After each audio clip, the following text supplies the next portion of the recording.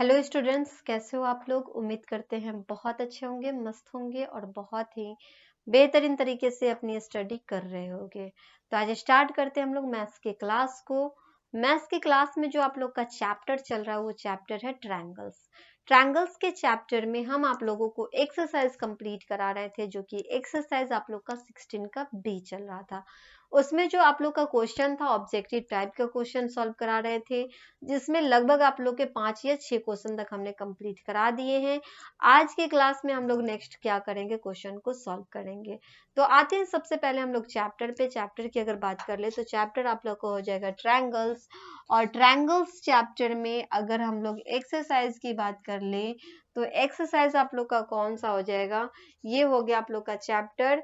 और एक्सरसाइज की अगर बात कर लें तो एक्सरसाइज हो जाएगा आप लोग का 16 का बी हो जाएगा, जो कि आप लोग देख सकते हो। क्लियर है। तो ये हो गया आप लोग का एक्सरसाइज 16 का बी, जहां से हमें आज क्या करना है, स्टार्ट करना है। एक्सरसाइज 16 के बी में जो हमने आप लोगों को क्वेश्चन बताए हैं, वो क्वेश्चन आप लोग का कितने नंबर तक कंप्लीट है, तो आप लोगों को बता दे। इसमें क्वेश्चन जो है आप लोग का कंप्लीट हो गया है कहाँ तक, तो 5 नंबर क्वेश्चन तक हम आप लोगों को बता चुके हैं। आज की क्लास में हम लोग शुरू करेंगे 6 नंबर क्वेश्चन से। चलो देखते हैं सबसे पहले 6 नंबर क्वेश्चन में पूछा क्या गया है। अगर 6 नंबर क्वेश्चन में देखें तो यहाँ पे आपसे ये कह रहा है क्या, इस क्वेश्चन को आप लोग समझना। इसमें कह रहा है क्या कि a triangle having side of different length is called. एक ऐसा ट्रायंगल जिसका साइड क्या होना चाहिए, अलग अलग होना चाहिए, डिफरेंट साइड होगा, उसको कौन सा ट्रायंगल कहेंगे। तो जब हम आप लोगों को टाइप ऑफ ट्रायंगल बता रहे थे, उसमें हम आपको सारे चीज को बता दिए हैं कि जो एक ट्रायंगल होता है उसमें अगर सबके साइड अलग अलग हैं, अगर ये ए है तो ये बी है, अगर ये सी है, मतलब अगर साइड इसका अलग है तो उसको हम लोग बोलते हैं कौन सा ट्रायंगल, तो उसको हम लोग बोलते हैं एस्क्लीन ट्रायंगल। उसको हम लोग कौन सा ट्रायंगल बोलते हैं, जिसका साइड अलग अलग होता है, उसको बोलते हैं एस्क्लीन ट्रायंगल कहते हैं। तो ऑप्शन नंबर इसमें आपसे कौन सा हो जाएगा, ऑप्शन नंबर सी हो जाएगा, जिसमें आप लोग देख सकते हो एस्क्लीन ट्रायंगल हो गया। क्लियर है। बढ़ते हैं नेक्स्ट क्वेश्चन की तरफ। क्वेश्चन नंबर 7 पे आते हैं। यहाँ पे क्वेश्चन नंबर 7 को देख सकते हैं कि इसको सॉल्व करना है। ठीक है। तो इस क्वेश्चन में आप लोग देखो, इसमें कह रहा है कि in an isosceles triangle ABC the bisector of angle B and C meet at a point O. If angle A equal to 40 degree, then BOC equal to what? मतलब कि आपसे कह रहा है कि एक आइसोसेलेस ट्रायंगल है जिसमें से एंगल ए आपको 40 डिग्री दे दिया है, और आपको कह रहा है कि एंगल बी और एंगल सी जो है ना उसको बाइसेक्ट कर दिया जा रहा है, और बाइसेक्ट करके एक पॉइंट में मिलाया जाता है ओ पे। ठीक है। अब आपको वहां से बताना है कि एंगल बी ओ सी का मान कितना हो जाएगा। क्लियर है। चलो बताते हैं कैसे इस क्वेश्चन को सॉल्व करेंगे। क्वेश्चन नंबर आप लोग का हो जाएगा 7, जिसमें से आप लोग समझ सकते हो क्या पूछा गया है, इसको कैसे करना है सॉल्व। तो सबसे पहले इसमें दे रखा है आइसोसेलेस ट्रायंगल। आइसोसेलेस ट्रायंगल के बारे में हमने आप लोगों को कई बार बता चुके हैं कि आइसोसेलेस ट्रायंगल उस ट्रायंगल को कहते हैं जिसका साइड जो होना चाहिए ना इक्वल होना चाहिए, जिसका दो साइड उसका इक्वल होना चाहिए, तीनों साइड नहीं, दो साइड। ठीक है। दो एंगल इक्वल होना चाहिए, दो साइड इक्वल होना चाहिए। दो एंगल इक्वल है तो भी आइसोसेलेस ट्रायंगल, और साइड इक्वल हो जाएगा। तो यहाँ पे आइसोसेलेस ट्रायंगल की बात करें, बना देते हैं यहाँ पे ट्रायंगल। ये हो गया आइसोसेलेस ट्रायंगल। एंगल ए डाल देते हैं यहाँ पे, एंगल बी डाल दिया, एंगल सी डाल दिया। ओके। जिसमें आपसे कह रहा है कि एंगल ए जो है ना 40 डिग्री है। एंगल ए के बारे में कहा कि ये जो है वो 40 डिग्री है, और एंगल बी और एंगल सी दोनों को बाइसेक्ट करके पॉइंट ओ पे मिला दिया जाता है। अगर हम लोग बाइसेक्ट करते हैं, बाइसेक्ट मतलब बीच से काट देना, तो यहाँ पे आप देखो, इसको अगर एंगल बी है, इसको यहाँ बीच से इसको ऐसे करेंगे, और एंगल सी है, इसको भी बाइसेक्ट करेंगे, तो ये एंगल ओ पे जाकर के मिल जाएगा। ये एंगल ओ पे जाके क्या होगा, मिल जाएगा। तो हमसे इसमें से एंगल ओ ही फाइंड करना है। BOC का मतलब ही हो गया एंगल ओ को हमें फाइंड करना है। क्लियर है? तो यहाँ पे हमें फाइंड क्या करना है, फाइंड हमें करना है एंगल BOC को फाइंड करना है। ओके, तो सबसे पहले हम लोग देखेंगे क्या एंगल ए हमें 40 डिग्री दे रखा है और हमसे ये कह रहा है कि जो ट्रायंगल है वो आइसोसेलेस ट्रायंगल है। आइसोसेलेस ट्रायंगल कहने का मतलब कि जिसका दो एंगल इक्वल होना चाहिए, जिसका दो साइड इक्वल होना चाहिए। तो यहाँ पे अगर हम लोग देखें तो एंगल बी और सी पहले देख लेते हैं। एंगल ए 40 डिग्री है और एंगल BC अगर हमें फाइंड करना है तो हमें पता है कि सभी एंगल का सम मतलब angle A plus angle B plus angle C equal to होता है 180 डिग्री, जहां एंगल ए जो है 40 डिग्री है plus angle B plus angle C equal to हो जाएगा 180 डिग्री। यहाँ से angle B plus angle C अगर हम लोग करें तो कितना हो जाएगा 180 डिग्री। इसमें से क्या करेंगे 40 डिग्री को माइनस कर देते हैं, ये इक्वल के इस साइड भेजेंगे, ये हो जाएगा माइनस का 40 डिग्री। माइनस करेंगे तो angle B plus angle C equal to कितना हो गया, जब आप इसको माइनस करोगे तो कितना हो जाएगा 180 में से 40 को माइनस करोगे कितना आ जाएगा, तो ये होगा 0, 8 में से 4 जाएगा 4 और ये हो गया 1, मतलब 140 डिग्री आपको आ जाएगा। जब 180 में से 40 डिग्री को आप माइनस करोगे तो आपको कितना आ जाएगा 140 डिग्री आ जाएगा। क्लियर है? अब दोनों एंगल को सम करने पे हमें आता है 140 डिग्री। मतलब क्या, आइसोसेलेस ट्रायंगल में हमने अभी जस्ट आपको बताया कि दोनों एंगल सेम होना चाहिए। दोनों एंगल क्या होना चाहिए, इक्वल इक्वल होना चाहिए।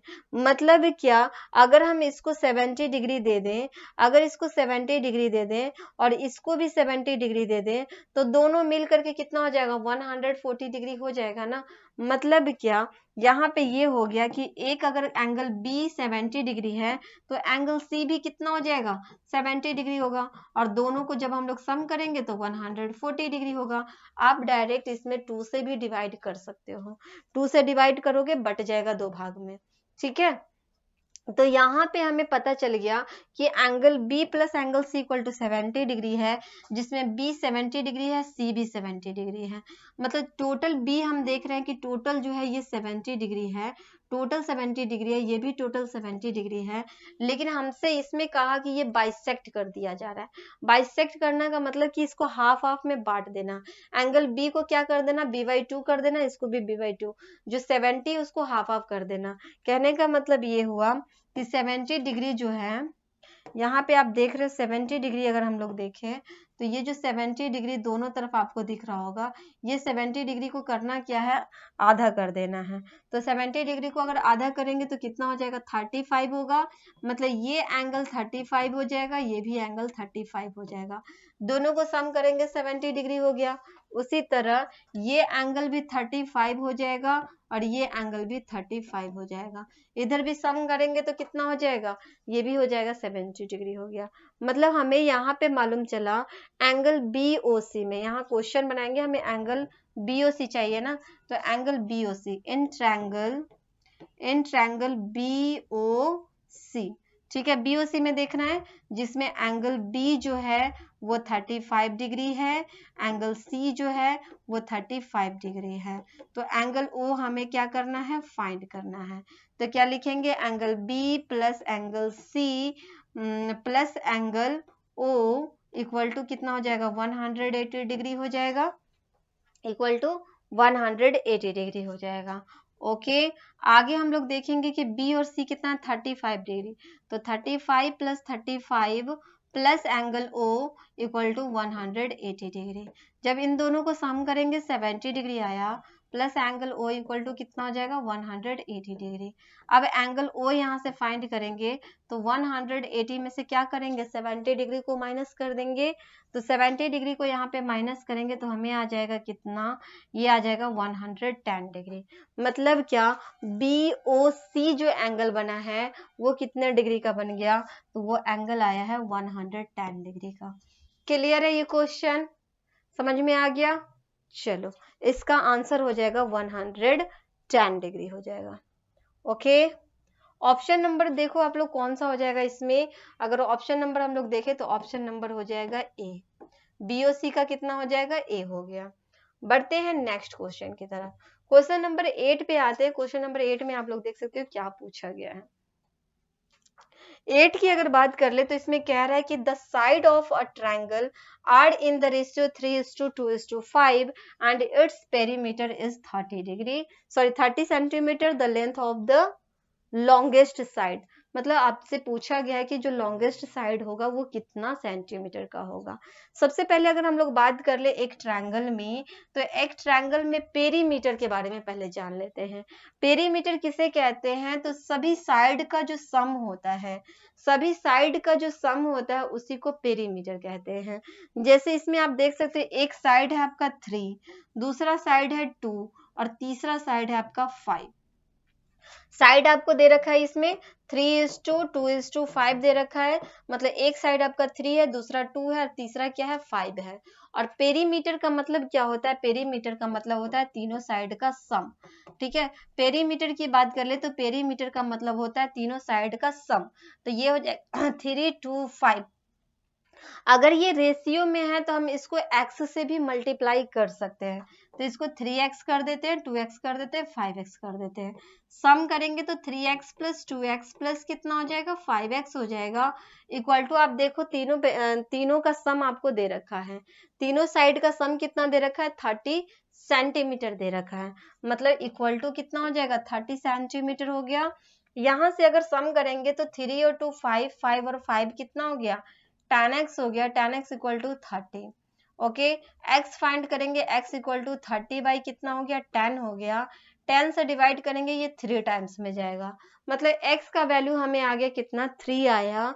और हमसे क्वेश्चन में कह रहा है कि लॉन्गेस्ट साइड फाइंड करो, तो लॉन्गेस्ट साइड वही होगा जिसका लॉन्गेस्ट इसमें रेशियो होगा। तो 3:2:5 में लॉन्गेस्ट रेशियो कौन है, 5 है ना, तो ये क्या हो जाएगा, 5 हो गया। मतलब क्या, 5x जो होगा वो लॉन्गेस्ट साइड हो जाएगा। मतलब 5x कहने का मतलब ये कि x का वैल्यू यहाँ पे पुट करेंगे, 5 इंटू 3 करेंगे, 5 3 जा कितना हो गया, 5 3 जा हो गया 15। कहने का मतलब ये हुआ कि 15 सेंटीमीटर जो होगा लॉन्गेस्ट साइड हो जाएगा। 15 सेंटीमीटर जो होगा वो क्या होगा, लॉन्गेस्ट साइड हो जाएगा।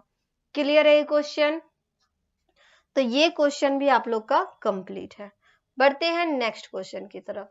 क्वेश्चन नंबर आते हैं हम लोग 9 पे आते हैं। चलो 9 में देख लेते हैं क्या पूछा गया है। क्वेश्चन नंबर 9 की बात कर ले तो इसमें कह रहा है कि two angles of a triangle measure 30 degree and 25 degree respectively, the measure of the third angle. आपसे कह रहा है कि थर्ड एंगल को बताना है कितना डिग्री का बनेगा। मतलब हमें यहाँ पे दो एंगल दे रखे हैं, तीसरे एंगल फाइंड करना है।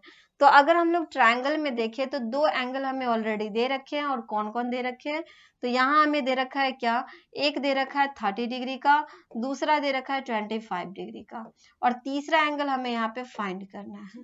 तो तीसरा एंगल फाइंड करने के लिए हमें पता है कि तीनों एंगल का सम कितना होता है, तीनों एंगल का सम होता है 180 डिग्री। ओके, तीनों एंगल का सम 180 डिग्री होता है। मतलब क्या, यहाँ पे क्या करते हैं, एंगल ए डाल देते हैं, बी डाल देते हैं, सी डाल देते हैं। तो angle A plus angle B plus angle C equal to होता है 180 डिग्री। जहाँ पे एंगल ए हमें 25 दे रहा है, एंगल बी 30 दे रहा है, एंगल सी तो हमें ऑलरेडी फाइंड ही करना है, इक्वल टू कितना हो जाएगा, 180 डिग्री हो जाएगा।